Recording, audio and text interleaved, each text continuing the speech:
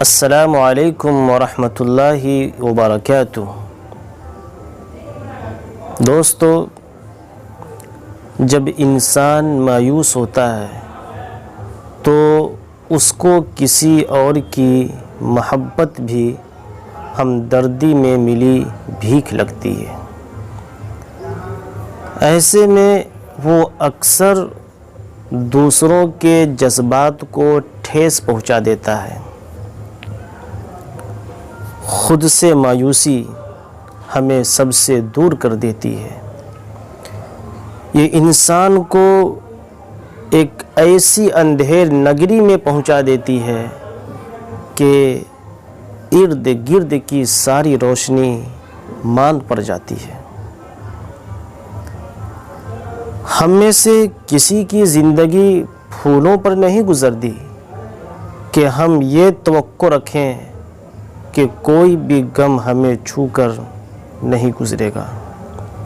یہ زندگی کا سفر ایک ایسی راہ گزر ہے جہاں پھول اور کانٹے ساتھ ساتھ رہتے ہیں۔ مشکلیں تو زندگی میں آتی ہیں، مگر کیا مشکلوں کا حل بس یہی ہے کہ ہم انہیں اپنے اوپر طاری کر لیں اور ہار مان لیں؟ بالکل نہیں۔ تو پھر سوال یہ پیدا ہوتا ہے کہ خود کو مایوسی سے نکالنے کے لیے کیا کریں؟ سب سے پہلے تو اس بات کو سمجھنے کی ضرورت ہے کہ ایسا کوئی جادوئی فارمولہ نہیں جو پلک جھپکنے کے ساتھ ہمارے حالات بدل دے۔ اس سفر میں ہمارا پہلا ہتھیار ہماری ہمت اور آگے بڑھنے کی لگن ہے۔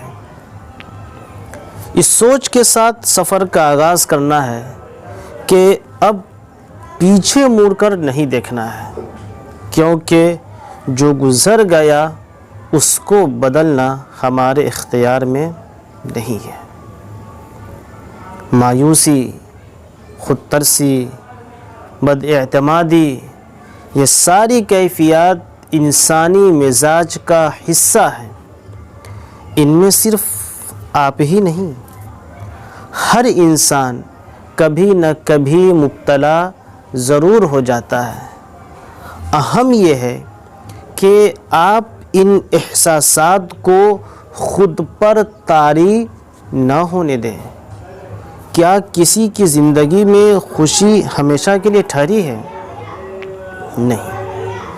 تو آپ کو پھر ایسا کیوں لگتا ہے کہ آپ ہمیشہ غموں میں گھرے رہیں گے؟ کسی نے آپ کو دکھ دیا، بھروسہ توڑا، تو کیا اس سے زندگی ختم ہو گئی؟ اپنی زندگی کا ریموٹ کنٹرول ہمیشہ اپنے ہاتھ میں رکھیے۔ لوگ تو زندگی میں آتے جاتے رہیں گے، مگر آپ ہمیشہ اپنے ساتھ رہیں گے۔ اپنی زندگی کو ترجیح دینا خود غرضی نہیں۔ یاد رکھیں، اپنا خیال رکھنا بالکل بھی خود غرضی نہیں۔ مایوسی کو چھوڑیں۔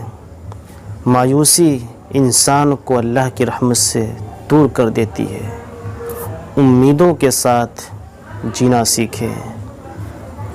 ہمارے جنوں کا نتیجہ ضرور نکلے گا۔